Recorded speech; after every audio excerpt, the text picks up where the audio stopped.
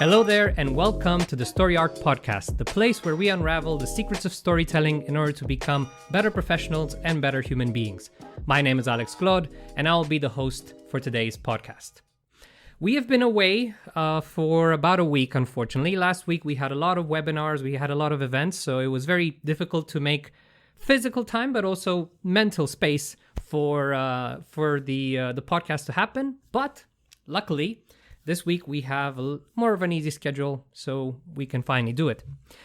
Today's subject is again connected to storytelling and leadership, and we will take inspiration from not one but two important pieces of inspiration for me. First, it is a work of fiction, and that is the movie The Matrix that probably all of you have seen and know very well, and a piece of nonfiction, and that is the book by Yuval Noah Harari, Sapiens, and how they can give us some hints in terms of the narratives that shape our reality. And hopefully that at the end of this episode, you'll get a deeper insight into these two pieces of both fiction and nonfiction. And maybe you've seen and intuitively understood the principles that I'm going to share with you, or maybe it will be something completely new. And hopefully this gives you a deeper appreciation of both the book Sapiens and the movie The Matrix. So let us dig in to this week's topic. Now, the reason I believe storytelling and leadership are very much intertwined is because as we try as leaders to make a difference in our own lives, in our team, in our organization, or in our community, we realize that what we always come up against are narratives that people hold dear to, narratives that, to a certain extent, really change the way they see the world. We might both be in a similar situation, in a similar dynamic, but observe how we interpret reality differently. And it took me a while to understand how is it that we can help leaders in this regard, and also how is it that I could help myself in this regard?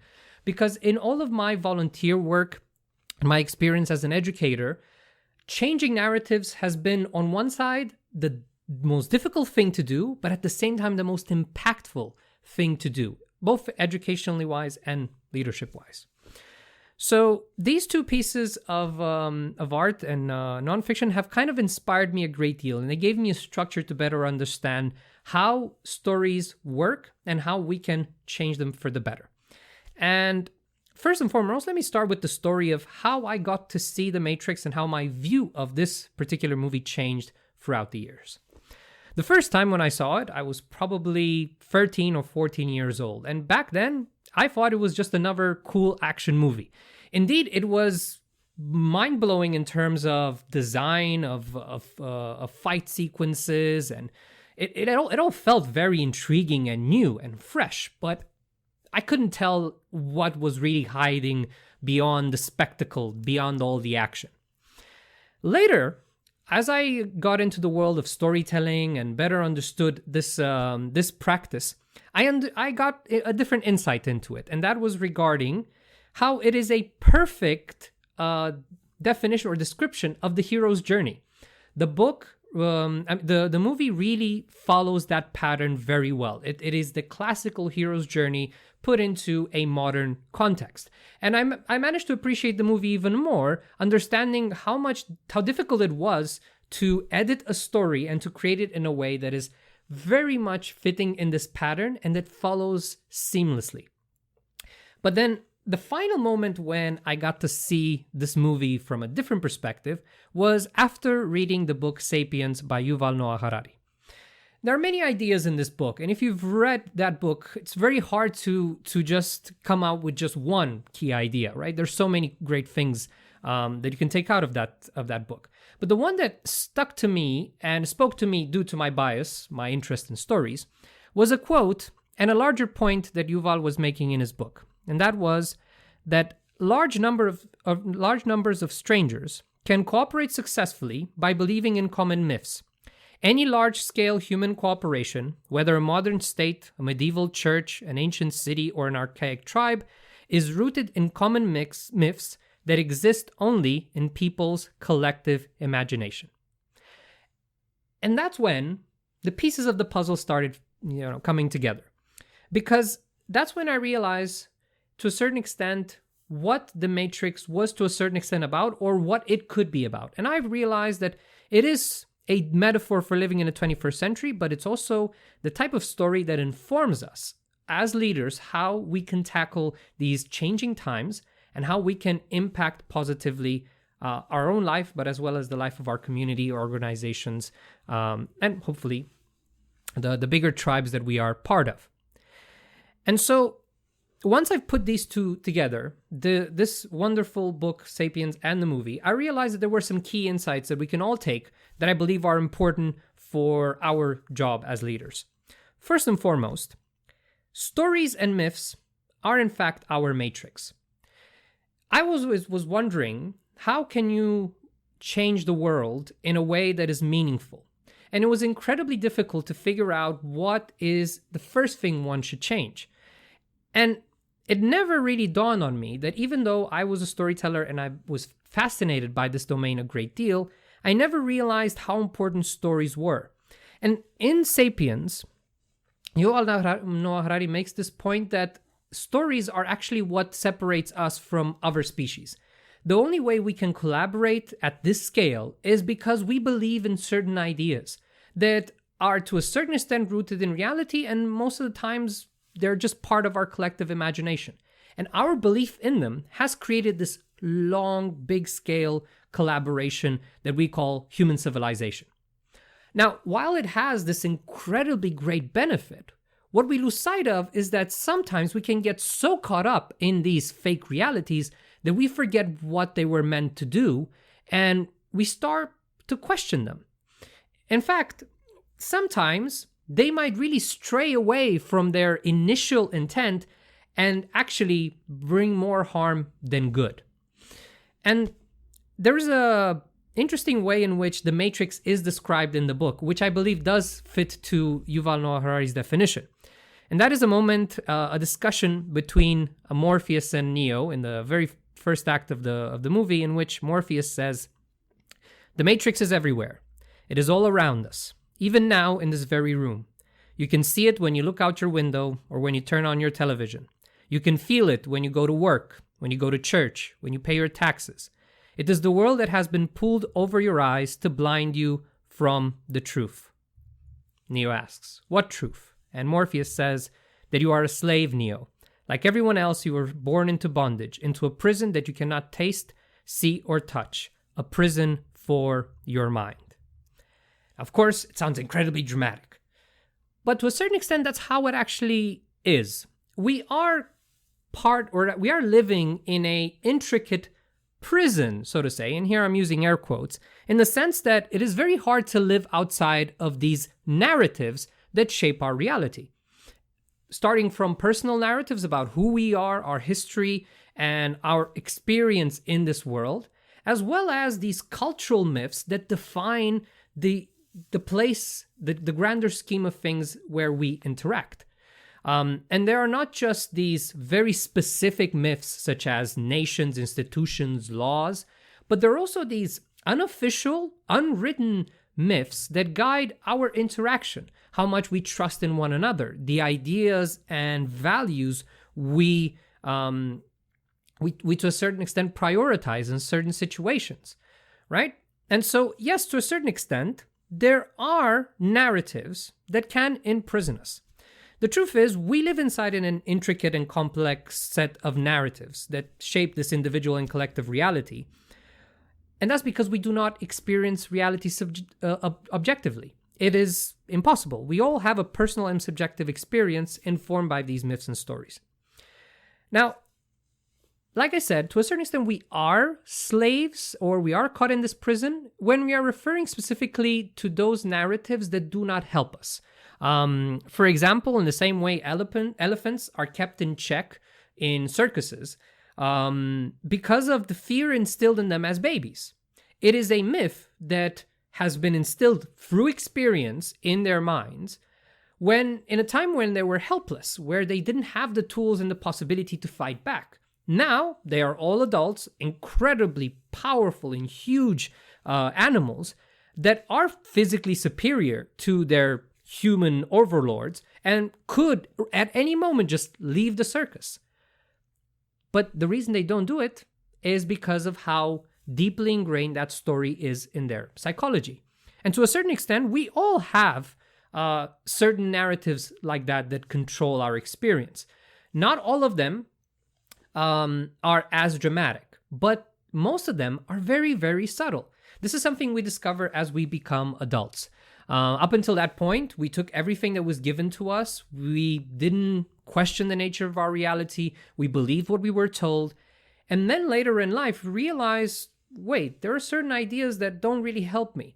Ideas such as, oh my God, do not speak in public because that will be incredibly challenging. Do not take responsibility. People will criticize you. Do not be vulnerable. That is weakness.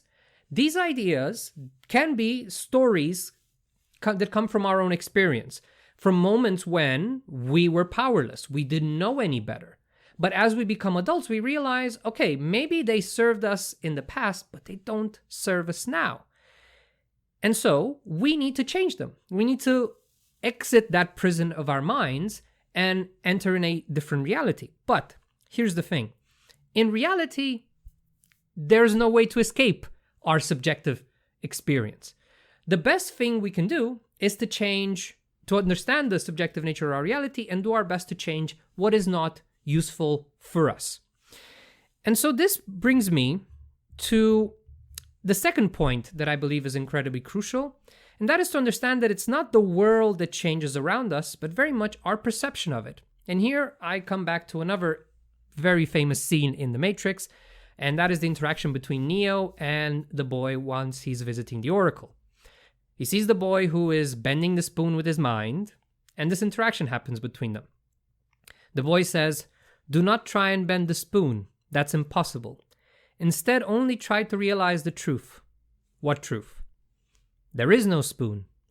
There is no spoon? Then you will see that it is not the spoon that bends, it is only yourself.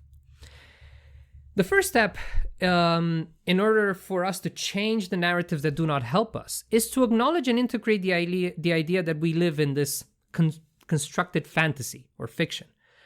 And at first, it can feel a bit overwhelming to realize we live in such a world, or that our experience is to a certain extent a fiction. It can feel a little bit sad, right? And depressing that at the end of the day, nobody is really in charge. There is no objective truth out there. We're just stuck into whatever stories we believe in that particular moment or that we collectively agree to in a certain time. And that, like I said, can feel a bit overwhelming given that we are 7 billion people in this world. We are just one. How do you manage to change this in any way? And that's the thing. It's very hard to change our outside environment. But what we need to start with is changing our internal narrative. And once that shifts, our perspective on how we can change the world shifts as well. We cannot change the world from the same mindset that has kept us enslaved, so to say, or blocked in it up until this point. And we have to see these narratives that shape us for what they really are. They're just inventions. They're just conclusions we took from a particular moment in time, or that were just passed on to us or repeated on and on again. That makes them less powerful once we understand their fragility and to a certain extent how unreal they are. And the second step is to realize that it's truly our interpretation that bends. That's where the shift in perspective happens. Change that personal story or interpretation, give less powers to the stories that don't help, and then enforce and manifest the stories that do. Because not all narratives are bad. That's kind of the thing that I would want us to take into account. Stories are not bad. These myths and these fictions that help us cooperate or that guide our lives, they are not inherently bad. But I believe for us as leaders and as adults, what we need to do is to analyze which of them actually help us and which of them don't. And once we see the difference between the two, start working at giving less power to the ones that don't help and manifesting the ones that do. And here is the next key idea that I've taken especially from the movie The Matrix, that there is a difference between believing in a story or a myth and manifesting it in real life. This brings me back to another important and famous quote from The Matrix, and that is coming again from Morpheus. Neo, sooner or later, you're going to realize, just as I did, that there's a difference between knowing the path and walking the path. We have many blind spots, and we can easily get drunk on the idea, hey, look at me, I'm not a slave of my stories, yet still act according to those old stories, right? And this is the thing. Changing the narrative mentally is one thing. Changing how those narratives influence your decision-making is completely different. Because all of these myths act, like I said, more in a subtle way. Sometimes it's a conscious decision to believe in something, but sometimes it's an unconscious response that needs deeper reflection as well as discipline in truly changing. That's why, in order for you to truly say that, hey, I have managed to transcend a certain old story, you need to see that in practice, and you need to have a clear measurement of how does your life look once this narrative is changed. What exactly do you do differently? Not just what do you see differently, but what do you do differently? What are new decisions that you take now? What are old decisions that you will abandon forever and never go back to? And once we step into this process, that's when our journey really begins. And that's where there's a lot of work. It might require therapy. It might require a coach. It might require a mentor or a support group. But even though it does feel incredibly overwhelming and scary at first, that's the true path of leadership and of personal development and becoming an adult. And here, once we kind of follow our own journey, we realize another thing that, again, comes very much, you see it in the movie, and that is that at first, when we have these insights, we want to share it with everybody, and we want everybody to change in a certain way. And that's, to a certain extent, unrealistic. Our instinct is that once we feel that, oh my God, I've just realized something, I have to make everybody change it, and we feel, to a certain extent, sad that not everybody has the same insight we do. That's why it's important to focus on your own path, on your own journey, because you can't really change others. Changing our stories is a deeply personal process, and everybody does it in their own rhythm and in their own way. Here I'm going to bring back another quote from the movie that does give us some insight into understanding this better. Morpheus once again says, "The Matrix is a system, Neo. That system is our enemy. But when you're inside, you look around, what do you see? Businessmen, teachers, lawyers, carpenters, the very minds of the people we are trying to save. But until we do, these people are still part of that system, and that makes them our enemy. You have to understand, most of the people are not ready to be unplugged, and many of them are so inured, so hopelessly dependent on the system, that they will fight to protect it. Unfortunately, no one can be told what the Matrix is. You'll have to see it for yourself." So here's the thing. The people that do not, let's say, prescribe to the narrative that we believe is a lot more helpful and constructive for the future, they're not necessarily our enemy. We're not going to try to take it literally from the movie. But it is true that sometimes people aren't always ready to unplug, because some of those myths and fictions can be incredibly tied to their personality. They have probably spent many years investing in those myths and making them true, and so abandoning them just because someone outside of us says so is not going to be something we're going to accept, right? It has to come from a personal willingness to change, knowing that these narratives don't help us anymore. And the best way to invite people along this journey is by making sure that we manifest it. We take those narratives that we want to see manifest around us and we implement them. We either act according to these values or these stories, or we create new systems that make these stories real to a certain extent, in the sense that we see them play out in our lives. That's how our story is more likely to propagate, to spread, and to be adopted by everyone else. So As a simple conclusion of what we can take from these two pieces of fiction and nonfiction that really can, can inform our leadership journey, is to understand first and foremost that before anything, we need to analyze and deconstruct the myths that shape our reality. Some of them can be informed from our personal experience. Some of them can be important choices that we make throughout our lives, at defining moments in our lives. Some can simply be passed on through culture, through tradition. Some come from our families. Some come at the influence of our educational system or at the working environment we operate in. Once we understand these myths that shape our reality, we need to make the choice of which of these are helpful and which are not helpful anymore. Most of the times, myths don't appear out of randomness. They appear because they serve the purpose. And some of the myths that we have to abandon were incredibly useful back in the day, either when we were children or for the people working in a completely different time. And we're not trying to say that they are bad, they're just not relevant anymore. And once we have this category, we need to challenge those unhealthy ones. See how we can live on the opposite end, outside of those narratives that simply don't help anymore or are not relevant. Then champion the myths that bring us fulfillment and joy and the myths that we believe are relevant for the future, and focus on our own story and to make our actions in line with that story, right? This is the arena where we truly make a difference. Do your best to not try to change others by forcing them to believe what you believe. Just simply focus on how you become a better ambassador of that idea. And in time, people will join in. And at the end of that, understand that change will come on the other side, but it will come on their own terms. If you are focused on yourself, people that truly resonate with you will be by your side and will accept that road. And other people will either sit back or, even worse, they'll fight against you. And that's okay.